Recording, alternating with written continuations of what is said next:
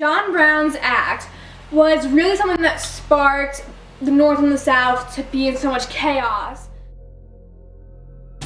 In 1859, John Brown and a small group of supporters traveled to Harper's Ferry, Virginia.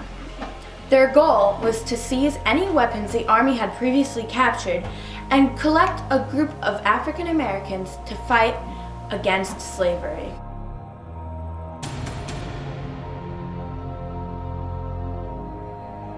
Many of the Northerners were mad, however, that because he used lots of violence in it, he could have done it in a much more civilized manner. John Brown was determined to start a revolt. He wanted to spark the war. He wanted to be the spark. He did not like slavery at all. It was against his religion. That was how he was brought up, and he was never taught that it was something good. So he always wanted to end it. Now, John Brown was known for failing. Nothing in his life had gone right that he had worked for. Now, this was no special occasion. Things went down, not the way John Brown had planned. So when Virginia hung Brown for the murder of the people, the North viewed him as a hero. They looked up to him, and he was one of their role models. But the South, on the other hand, they viewed him as this angry, crazy-minded man that was out for no good. He had no reason to do that. They thought of him as an abolitionist that was out to hurt the South.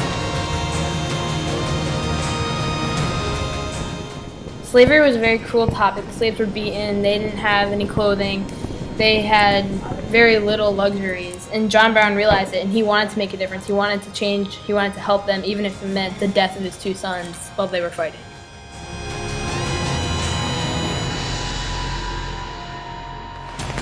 As a whole, the North agrees with John Brown in disagreeing with slavery and being anti-slavery. Although we agree with his thoughts, we don't agree with the violence. John Brown did not have to bring violence to the table because only that would be making America worse. I'm Abraham Lincoln. When he fought in Harper's Ferry, he lost his two sons. He was he was introduced very young to his religion, and that is what brought him to do this, and that's the same way that he raised his own children. And when they fought in Virginia, he lost everything. John Brown, when he was hung, he originally went into fighting knowing he was going to die and didn't expect anything less. And he didn't care because he was so against slavery, and that the thought of slavery continuing for many more years was just a terrible thought. John Brown, an anti-slavery settler from Connecticut, led 7 men to a pro-slavery settlement near Pottaware Creek. They violently murdered 5 pro-slavery men and boys. Bloodshed named this state with the nickname Bleeding Kansas.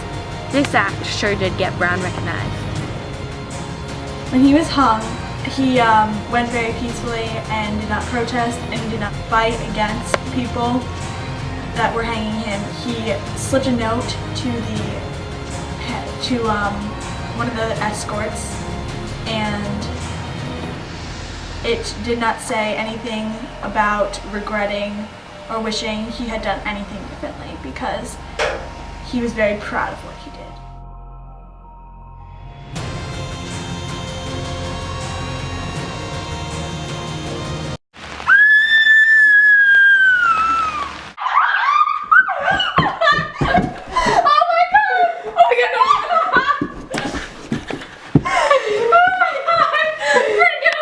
Brynn, that is real. Brynn, put it back. Put that back. Put that back. All right, guys, ready? Quiet on set.